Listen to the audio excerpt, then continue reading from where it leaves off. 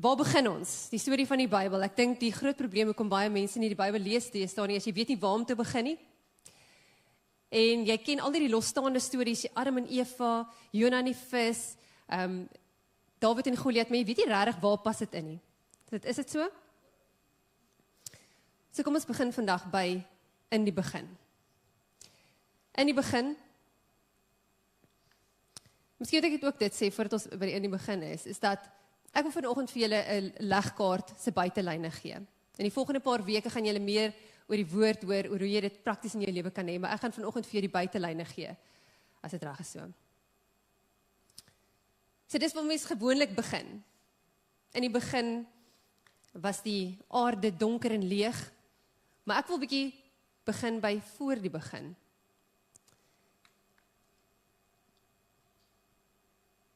Ons weet dat die engele voor die skepping geskape is. Ons lees dit in Job 38 vers 4 tot 7. In Esegiel 28 lees ons dat Satan was 'n buitengewone mooi engel.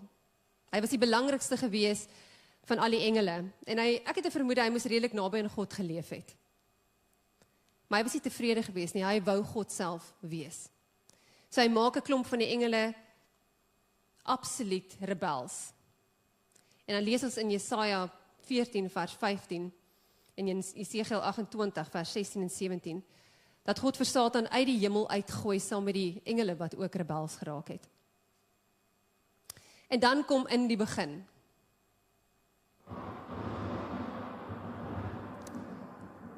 Dit was leeg en donker gewees.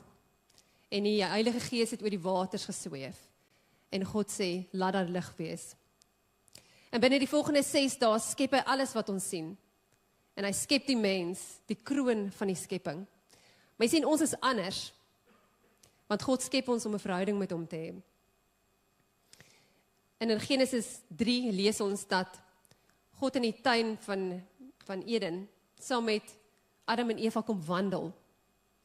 Hoe was jou dag gewees? Wat het jy gesien? Hy het regtig vir ons geskep om 'n verhouding met hom te hê. In die tuin. En alles was goed gewees en alles was mooi gewees, maar daar was een deel in die skepping wat nog steeds teenwoordig was en dit was Satan. En ek dink Satan het hierdie verhouding wat God gehad het met Adam en Eva dopgehou. En hy was jaloers. Want hy was eens redelik naby aan God gewees en hy het geweet as gevolg van sy sonde gaan hy nooit weer daai verhouding met God kan hê nie. Want hy het geweet dat die koste van sonde die dood is. Hy het geweet dat die koste van sonde vir jou uit die hemel uit en uit God se teenwoordigheid uit gaan uitvat. En in 1 Petrus lees ons, en dit is nog steeds van toepassing vandag, wees nugter en waaksaam. Want julle teestander, die duiwel, loop rond soos 'n brullende leeu op soek na die wat hy kan verslind. Vandag nog. En hy loop rond en hy sien in die tuin die boom. Hoekom het God die boom in die tuin gesit? Het jy nou gedink daaraan? Daar's 2 verskillende dinge wat Bybelskoolleerders sê. Die een, hulle sê dat God wou gehad het ons moet weet dat hy vir ons 'n vrye wil gegee het. So hy het die boom daar gesit as 'n teken dat hy ons nie geskape het as robotte nie, wat net vir hom moet aanbid nie, hy het vir ons 'n vrye wil gegee. Maar ek hou nogal van wat die ander Bybelskoolleerders sê. Hulle sê, omdat Adam en Eva na God se beeld geskape was, met ander woorde, hulle het baie soos God gelyk. Wou God nog steeds gehad het, hulle moet besef, maar julle is nie God nie. En dis hoekom die boom daar gesit is, sodat net God daarvan kon geëet het, wanneer hy saam met Adam en Eva kom wandel het in die tuin. En wat doen Satan?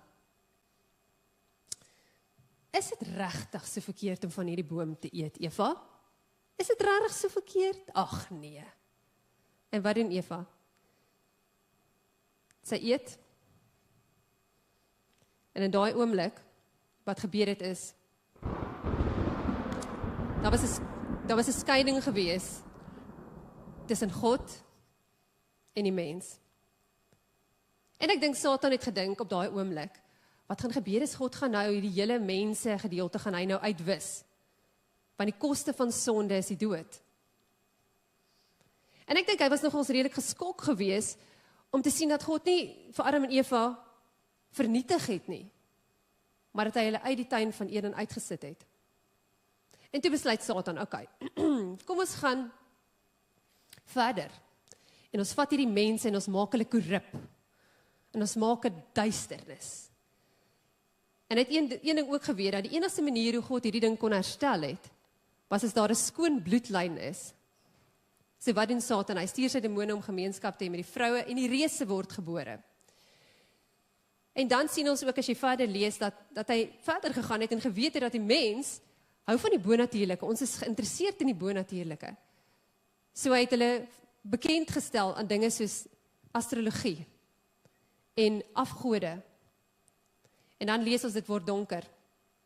So donker dat ons lees in Genesis 6 dat die Here het met die omvang van die boosheid van die mense om op aarde raak gesien. Hy het opgemerk dat hulle gedagtes gedurig sleg is. Die Here was spyt dat hy die mens op aarde gemaak het en hy was diep bedroef. Diep bedroef. Ek dink God het ons geskape en al wat hy gesien het is dat dit word al hoe donkerder, al hoe meer korrup en mense sien hom nie meer raak nie. En dan lees ons dat daar een man was, Noag. Net een man in sy gesin wat nog steeds geglo het dat God is. En God stuur vir hom om 'n boot te bou en die vloed kom en die mense word vernietig. En as ware, as jy nou moet gaan dink wat dit was 'n reset geweest. Dit was, kom ons begin oor. Kom ons begin weer. En dan sien ons iets wat vir my merkwaardig is. Ons sien dat God kies om 'n fokuspunt te kies van die mensdom. Nou, wat is 'n fokuspunt? As jy byvoorbeeld praat met 'n binnehuise versierder, dan gaan hulle vir jou sê, as jy instap in 'n vertrek, dan moet altyd iets wees wat jou oog vang eerste. Okay, die fokuspunt. Jy gaan of die spieël daar hang en dan kyk jy na die res van die vertrek van die spieël af, of as iemand aantrek en jy het 'n mooi helder kleur hoed aan, mense gaan eers die hoed sien en dan kyk hulle na die res van jou uitrusting, né? So 'n fokuspunt is verskriklik belangrik. En God besluit om 'n fokuspunt te kry vir die aarde, vir die mensdom, sodat hy vir ons kan wys wie hy is. En hy ontmoet met Abraham. Abraham, wat sy familie in daai stadium verskriklik ongelowig was, ver van die Here af. Maar God het 'n plan, en sy plan is om met ons mense te versoen. So hy kies vir Abraham. En hy sê vir Abraham die volgende, hy sê, trek weg, en hy gee vir hom 'n belofte, hy sê vir hom, kyk op na die hemel, en tel die sterre as jy kan, so baie sal jou nageslag wees. Maar Abraham word ouer en ouer, en daar's geen teken van 'n nageslag nie. Maar in dieselfde gesprek waar God vir hom laat opkyk het, sê hy vir hom die volgende, hy sê, wie het beslis dat jou nageslag vreemdelinge sal wees in die land wat aan hulle behoort het? Daar sal hulle slawe wees en onderdruk word, 400 jaar. Maar ek sal die nasie straf, wat van jou nageslag slawe gemaak het, en dan sal hulle met baie besittings wegtrek. Onthou, nog voordat Isak gebore is, sê God vir hom hierdie. Op 100-jarige ouderdom word Abraham eindelik die pa van Isak. En toe Isak 'n tiener is, wat gebeur? God gee vir hom die opdrag om sy seun te gaan offer. Ek dink dit moes nogal 'n oomblik gewees het vir Abraham. Yes, ek het lank gewag vir hierdie seun, maar ek is gehoorsaam, Vader, want ek vertrou U. Hy sit vir Isak op die altaar om geoffer te word. Met sy hand reeds hoog bo in die lug, hoor hy die. Jy sien, hierdie was 'n toets gewees van Abraham se geloof. God wou sien dat hy hom regtig kon vertrou. Daai arme skaap klink nogals of hy 'n probleem is. God het nodig gehad om vir Abraham te kan vertrou. Want hy was besig om onthou, Abraham was die vader van die nasie wat 'n fokuspunt sou word. So dit was 'n groot risiko vir God gewees.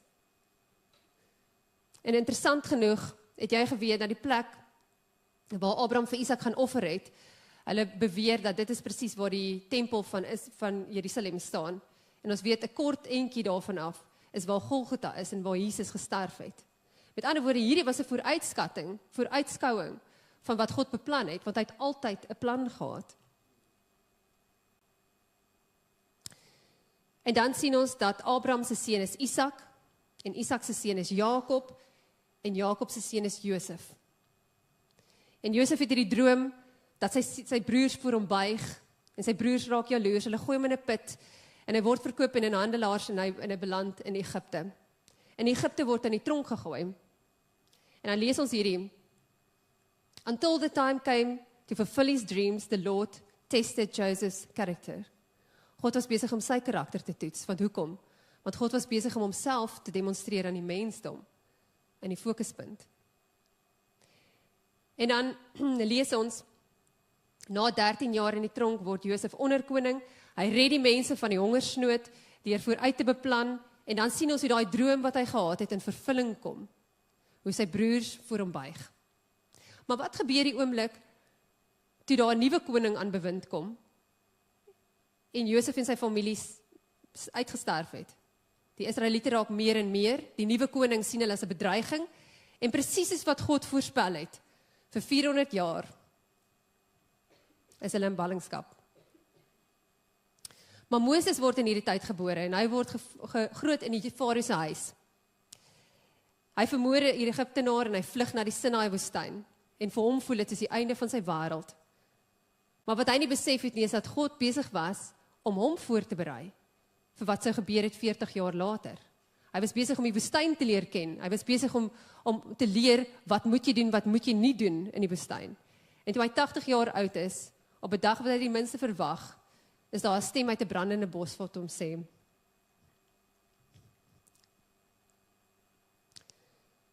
ek het nodig dat jy die Israeliete moet gaan uitlei. Ek het hulle hulp gehoor. En hierdie was 'n redelike groot oomblik gewees, want nou was dit nie meer individue nie, nou het God begin kyk na 'n hele volk, 'n hele nasie. En dan lees ons die volgende, Moses kom by die Farao, en die Farao sy hart verhard, en dan versag hy, dan sê hy, julle kan trek, en dan kan julle nie trek nie, maar hier's die ding wat ons moet onthou, is dat God nog steeds heeltyd in beheer was. Want hy het gesê, gaan na Farao toe, want ek het sy hart verhard, ook die hart van sy dienaars, sodat ek hierdie tekens van my onder julle kan verrig. So hoekom het God die pla gestuur? Want onthou, hierdie pla het nie die Israeliete getref nie, dit het die Egiptenare getref. Hoekom het God dit gestuur? Want God was besig om 'n nuwe verhouding te bou. En jy weet, as jy in 'n verhouding is, as jy nou 'n man is, en jy sien nou, hier's 'n vrou wat jy nou bietjie beter wil leer ken, dan gaan jy mos nou vir haar moet wys wie jy is, jou karakter, jy moet jou beste voetjie voorsit, jy moet blomme vat. God was besig om 'n nuwe verhouding te bou met ons mensdom. So 9 plaae het gevolg, en elke keer was die Israeliete gespaar, en nie die Egiptenare nie. En dan op die vooraand van die 10de plaag, sê Moses vir die Israeliete om 'n offer te bring, die bloed te vat en in die deurkusyne te smeer, sodat die doodsengel verbygaan. Hoekom? Want God was besig om hulle te leer dat die koste van sonde die dood is. En hy het ook geweet dat hy vir Jesus gaan stuur later, so hy was besig om hulle voor te berei. Die eerstgeborene sterf, en Farao gee toestemming dat die Israeliete mag trek. En dan by die Rooi See gebeur daar 'n verskriklike ding. Toe hulle agter hulle kyk, is daar hierdie stofwolk van 600 van hierdie groot krygswaans wat op pad is om hulle te kom keer. En die volk raak baie bang. En God sê vir Moses, hou jou staf op en raak aan hierdie. Moenie laat hulle bang wees nie. Weet dat ek julle red. God was besig om sy krag aan 'n nuwe nasie te wys. Hy raak met sy staf in die water, en daar kom 'n pad, en hulle trek deur op droë grond. En hulle sien voor hulle oë wat hierdie wonderwerkende God doen en kan doen. En dan kom hulle in die woestyn, en God sê vir hulle, ek wil julle kom ontmoet by die Sinaïberg, maar vir 3 dae lank mag julle nie raak aan hierdie berg nie, julle moet julle self reinig, julle moet julle self voorberei, want ek wil julle kom ontmoet. Want God was besig om vir hulle te wys, ek is kragtig, maar ek is heilig. En die koste van sonde is die dood. En dan kom hulle by die berg van Sinaï, en God praat met hulle. Maar dit is so oorweldigend dat hulle nie kan staande bly nie. En dan sê Moses, asseblief gaan namens ons op teen hierdie berg, want ons kan nie hierdie grootheid en hierdie almag, ons kan nie, dit is net te veel vir ons. En Moses gaan op teen die berg, en wat gebeur terwyl hy bo op die berg is? Ek wonder of Satan nie miskien ook 'n rol gespeel het in hierdie. Want Moses bly bietjie lank weg en hulle begin bou 'n goue kalf. Die volk wat nou net gesien het hoe God hulle beskerm het van die pla, hoe hy nou net vir hulle die pad gemaak het deur die water, is besig om 'n goue kalf te maak om te aanbid, omdat Moses 'n bietjie lank neem.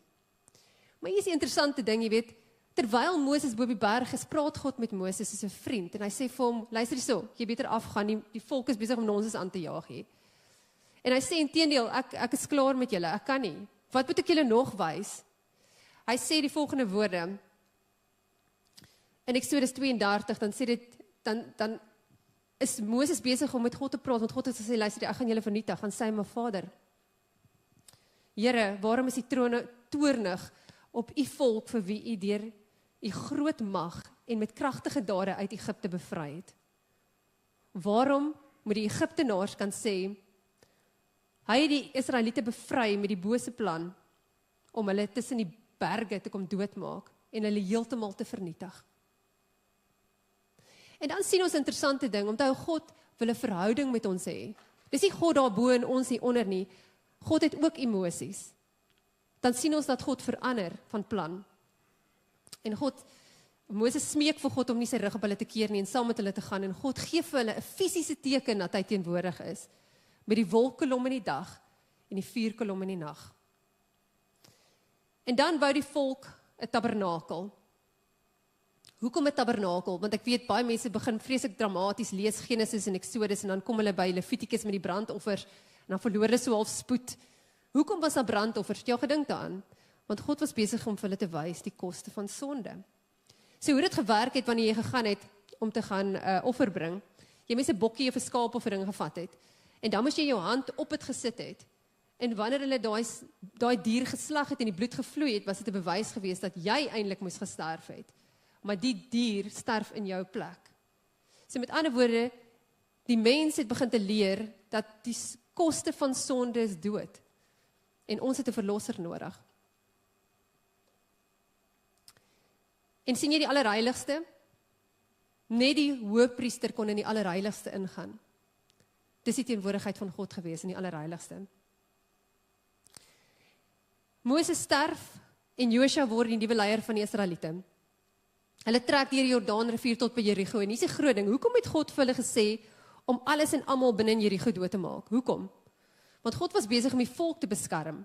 Want onthou, 'n skoon bloedlyn was nodig gewees vir die verlosser om gebore te word, sodat hy namens ons die sondeskuld op hom kon geneem het. Die bloedlyn was nodig om skoon te wees. En as jy kan onthou, 'n paar jaar voordat hulle by die beloofde land gekom het 'n klomp spioene gegaan om te gaan kyk wat in Jerigo aangaan. En wat het hulle gesê? Daar's reëse. So God was besig om die volk te beskerm teen afgode, teen al die dinge wat Satan probeer om hulle mee te vernietig. En dan sien ons daar's rigters en profete wat God oprig. Hoekom het hy nie vir hulle koning gegee nie? Het jy al gedink aan? Want God was die koning gewees van die volk. Hy het nodig gehad dat hulle moet glo en vertrou in hom, want hy was besig om hulle voor te berei vir die klimaks van wat sou kom. En dan lees ons dat die volk wel 'n koning vra en hulle smeek en God besluit okay. In 1 Samuel 8 lees ons dat koning Saul word koning, maar as gevolg van sy ongehoorsaamheid val hy en daarna rig God vir Dawid op, 'n skaapwagter, 'n aanbidder, 'n man na in God se hart.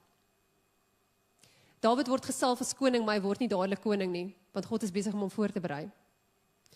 Ons lees dat hy vir Goliat verslaan en die mense begin notisie neem. Ook Saul is op sy spoor, want Saul wil hom vernietig, maar God beskerm vir Dawid, want Dawid is naby in God se hart. Wanneer hy sondig, dan sê hy dadelik jammer, en hy kies om God te loof en te prys. En Dawid, wat 'n man na in God se hart is, sê vir God, maar kan ek asseblief vir u 'n tempel bou, 'n plek waar u tussen ons kan kom bly? En God sê vir hom, jou hande het te veel bloed as gevolg van al die veldslae, maar jou seun Samuel sal vir my 'n plek bou. En ons lees dat koning Salomo word koning en God vra vir hom, wat wil jy hê? Rykdom.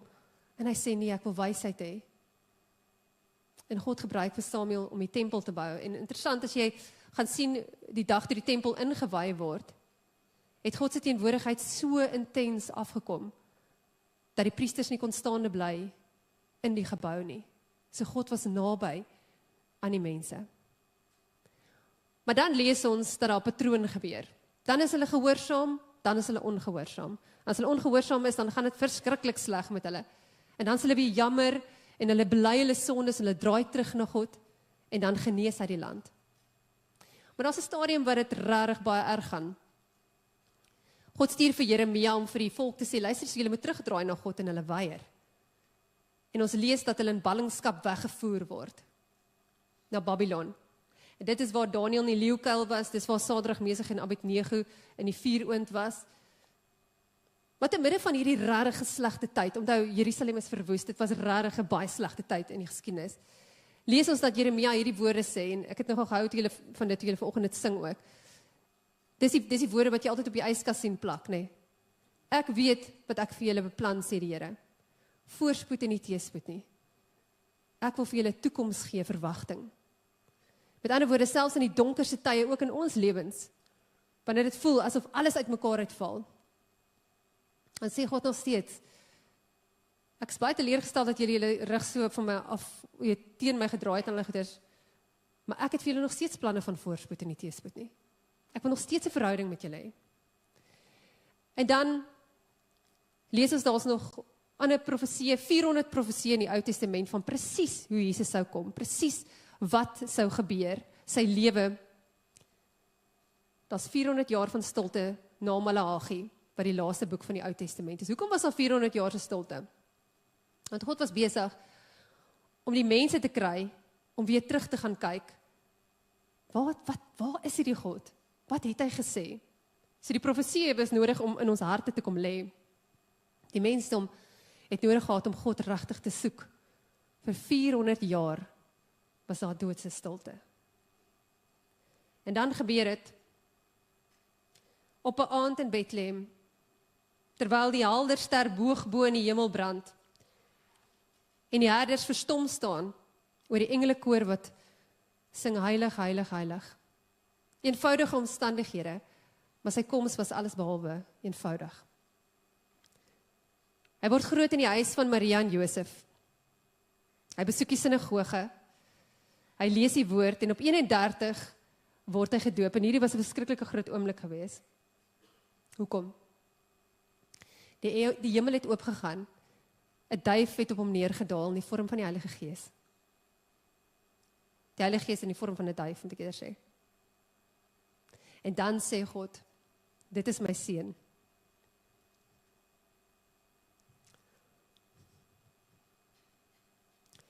En ek dink Satan moes dit dopgehou het. Hy moes seker gedink het, o jene, hier het ek probleme.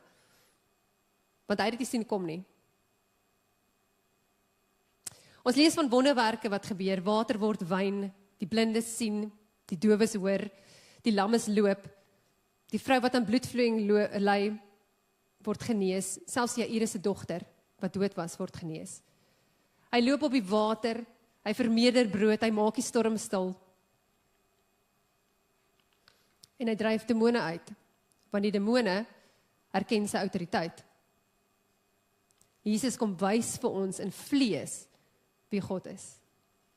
En dan is dit Paasfees. Jesus sit saam met sy disippels om 'n tafel. Judas is ook daar. En Jesus breek die brood en hy sê, dit is my liggaam. En hy gee vir hulle die wyn.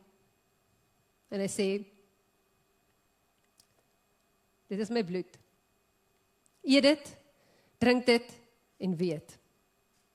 Judas verraai vir Jesus vir 30 muntstukke. Ek raak skoon emosioneel.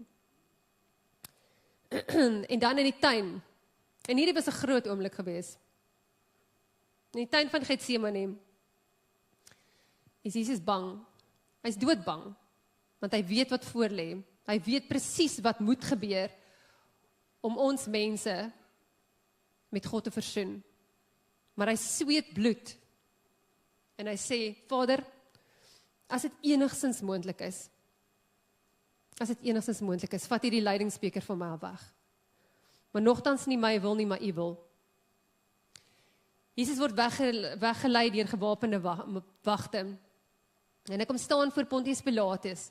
En Pontius sê, maar is jy regtig die seun van God? En wat sê hy? Hy praat niks verder nie, en hy praat niks voor dit nie, maar in daai oomblik antwoord hy en hy sê, ek is. Buite skree die mense, kruisig hom, kruisig hom. Jesus word gegeesel en gevonnis tot 'n kruisdood. En dan, aan die kruis hang hy. Aan die een kant is daar 'n dief, en aan die ander kant is daar 'n moordenaar. En vir die dief wat berou het, sê Jesus, vandag verseker ek jou, jy sal saam met my in die paradys wees. En dit raak donker.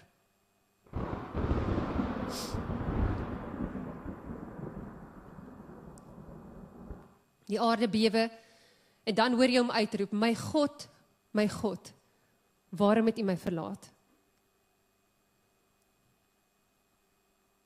Dis 3 uur wanneer hy sy kop laat sak op sy bors, en hy sy laaste asem uitblaas.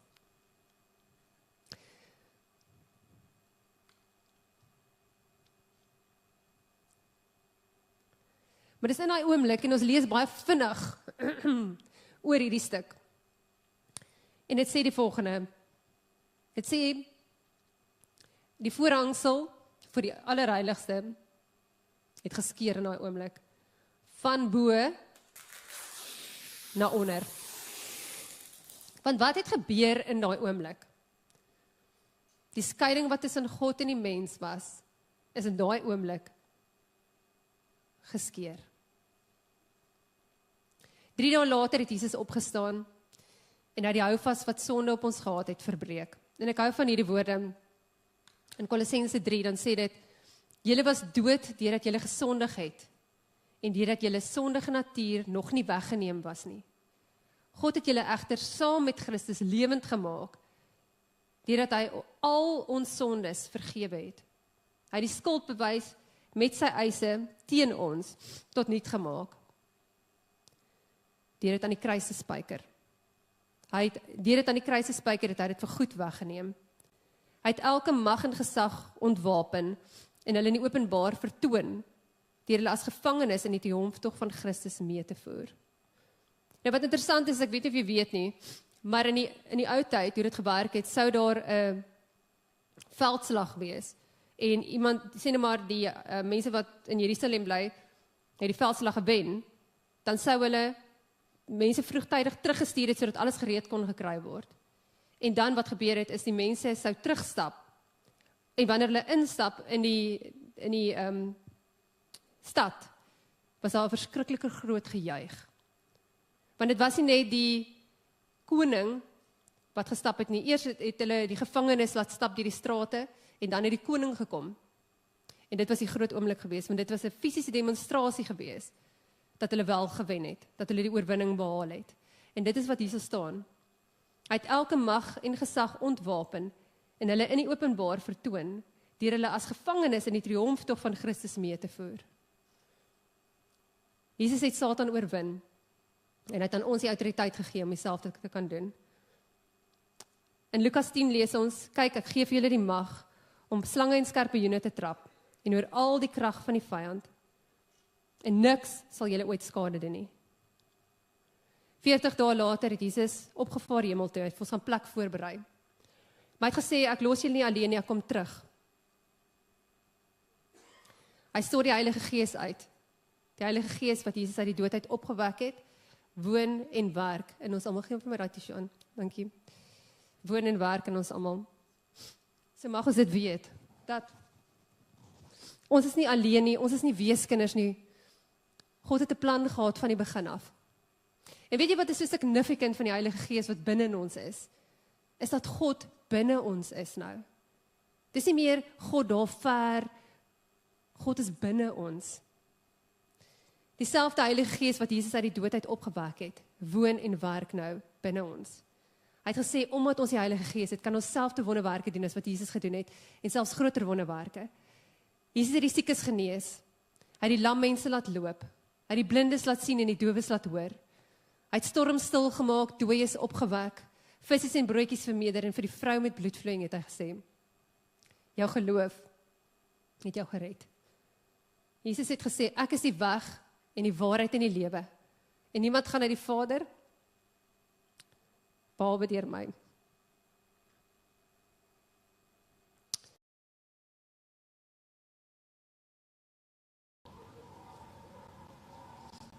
Want dis wat dit is.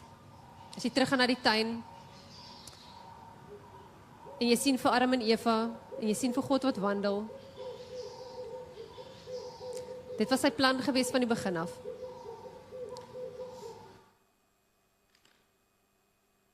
God het die wêreld so lief gehad, dat hy sy enigste seun gegee het. Sodat die wat in hom glo nie verlore hoef te gaan nie, maar die ewige lewe kan hê. Hy het ons geskape vir 'n verhouding, en daai verhouding is herstel. En wanneer ons die woord optel, en die woord lees, dan lees ons wie hy is. Ons beleef sy teenwoordigheid by ons. Ons ervaar sy soewereiniteit, sy heiligheid, sy almag, sy vermoë om nog steeds wonderwerke te kan doen.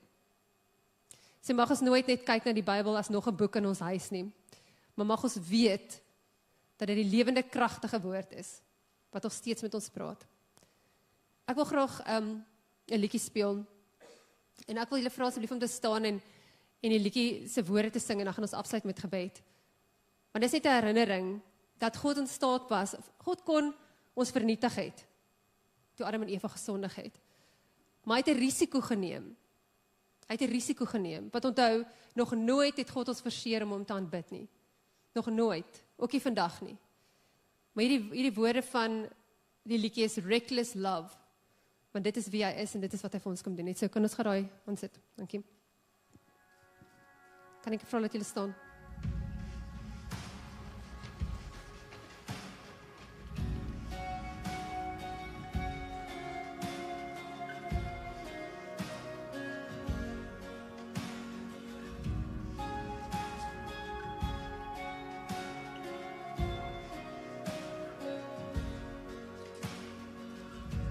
Before I spoke a word, you were singing over me. You have been so good to me. Before I took a breath, you breathed your life in me. You have been so kind.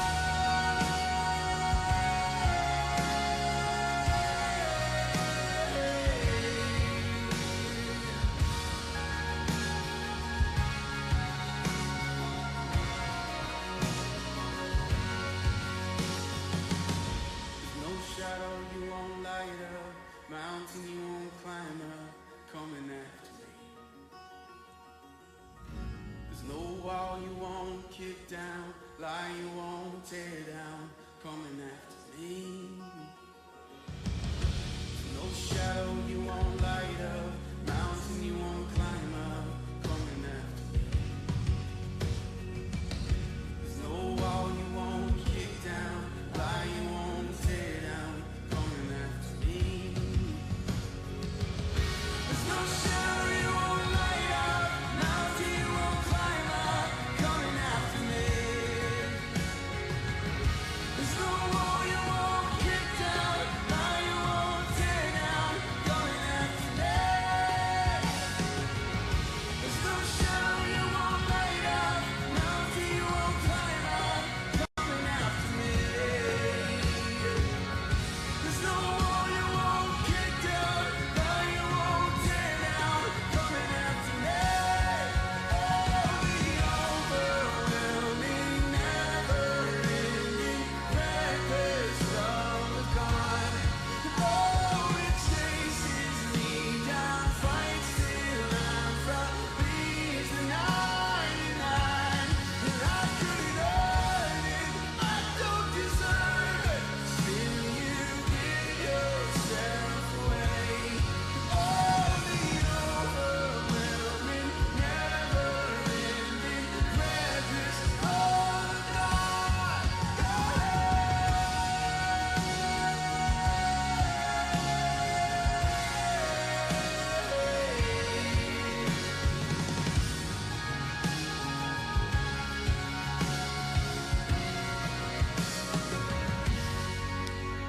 Vader, baie dankie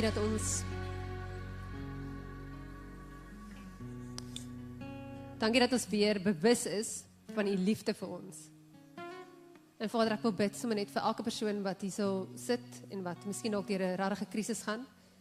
Dankie dat ons weet, Vader, dat geen berg te hoog is of situasie te donker is. Dat u sal kan inkom en dat u kan kom en om dit verlig. Kom verlig dit. Vat die las weg, maar bring ook u lig in die situasie in. Ek wil bid vir Vredelus as 'n gemeente. Ek bid vir Tersius, Vader. Ek bid vir hom vir wysheid en vir leiding. Vader, ek wil bid vir verlore siele in hierdie omgewing. Vader, ons bid dat u vir hulle sal 'n duidelike visie gee van presies wat u wil hê dat hulle moet doen en hoe hulle dit moet doen. Ek bid vir Clement en die worship team, Vader. Ek wil bid dat u vir hulle sal bonatuurlik seën. Geef hulle u salwing soos nog nooit van tevore nie. En Vader, mag ons u ligdraers op aarde wees. Ons vra dit in Jesus naam. Amen.